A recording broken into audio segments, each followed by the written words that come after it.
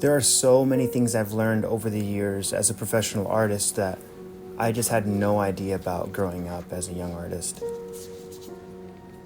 I didn't grow up desiring to be a professional artist or to make a career out of art necessarily, but I did enjoy it a lot. And I drew all the time, I painted all the time, I made art all the time, and I was creative in other ways as well. But I didn't think that it would be a very reasonable career path or sustainable job opportunity for me. I mean, it did sound really cool, and honestly, thinking back at that, I'd probably want to be this, or like a professional artist, over anything else I could desire. It just didn't seem realistic, and also I didn't have that intention behind drawing. I just really enjoyed it. But now, in the position where I'm at now, making a living off of art, off of creating, off of drawing and painting, which I'm so grateful for. There's nothing I'd rather be doing, and it's just so fulfilling. It's so enjoyable, and it does have its difficulties, and it does have its insecurities at times, or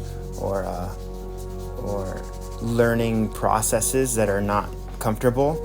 I think that it's still one of the most fulfilling things I could possibly do for a career. So some of the things that I wish I knew as a young artist or an aspiring artist, regardless of the age.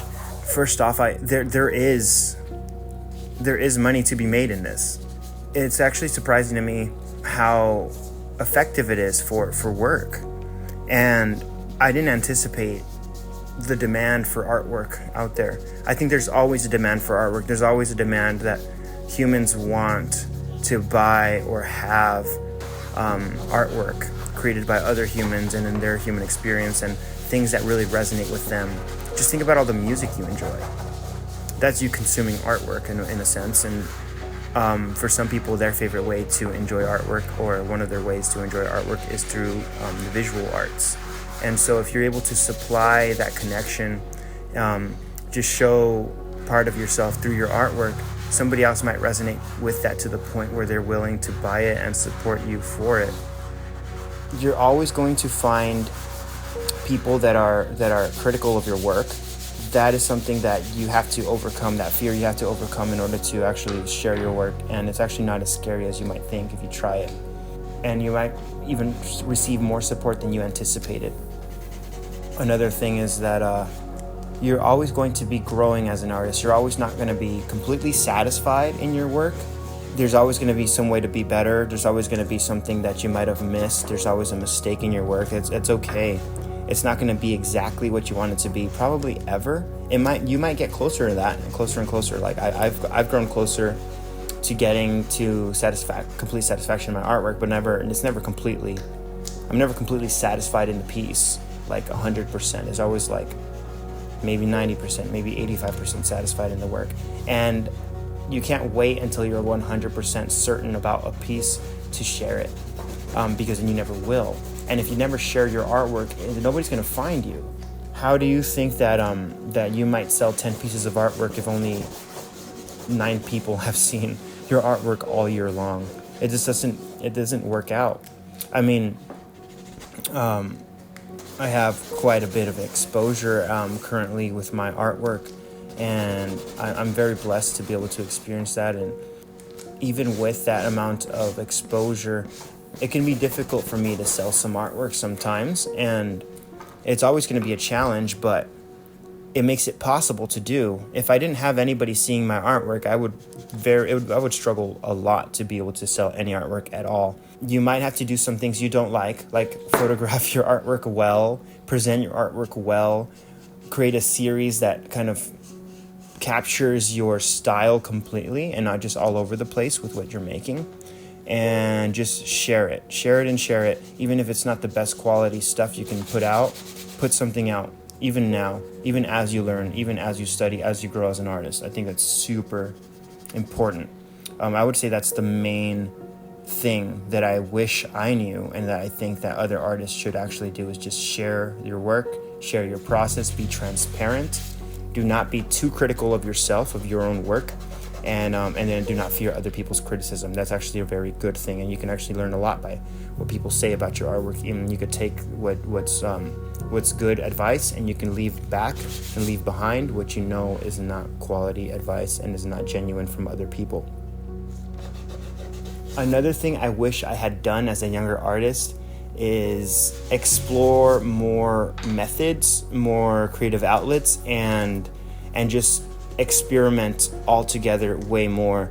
I actually did grow up trying a lot of different styles of art, trying a lot of different materials, pursuing different things like graphic design and different creative avenues like music. And so I was quite blessed to be able to do those things and to try those things. But I still think that I could have tried more things and taken more opportunities that I had that I didn't really realize I had, to try other things like join an art studio or get a mentor or just copy other artworks at museums and then just travel and find like free museums and things along those lines, and just be in like completely marinated in the art world and in the creative world, learning and growing and trying new things. I could have done even more than I did, and I'm pretty happy to know that I've tried a lot of things. But I would say go out of your comfort zone and try something you never tried before. You might find that you absolutely love a certain style, you absolutely love a certain thing, and then once you kind of explored most of those things you see opportunities with, then you can narrow down what you've enjoyed most, what you're good at, and what people like about the work. So that moves me to the third thing, which is, I think, the most important thing as an artist to understand so that you can move into a career in art if that's your goal. And that's your ability to find 3 avenues of success, to be able to sell your work and to be able to set yourself apart and create demand for your work. And that's, you have to have these 3 things. And if you haven't found these things for your own artwork, you have to keep looking, you have to keep trying, you have to keep experimenting and trying new things. The first thing is, do you love the style you're doing? Do you love the pursuit of the work? Do you love and do you enjoy the process that you're taking a part of to create this artwork? And if you do, now you look at next, are you good at it? Have you devoted yourself to it? And if you have not, to the point where you're very good and set apart and exceptionally good compared to other artists, then you have to get to that point, and that just takes time. And third, you want to know that you have interest, the people have interest in what you make.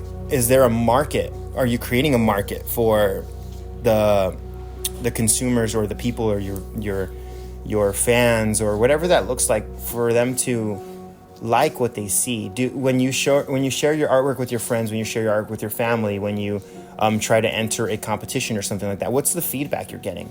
Are you getting people that say, oh, that's terrifying, I don't really like that, is it too scary for the general public? If it is, that's fine if there's a market for that. But if there isn't really a market for that and people don't really find your work interesting, maybe you can experiment a little bit in what you're doing and see what catches people's attention, what sets you apart, why people like your artwork.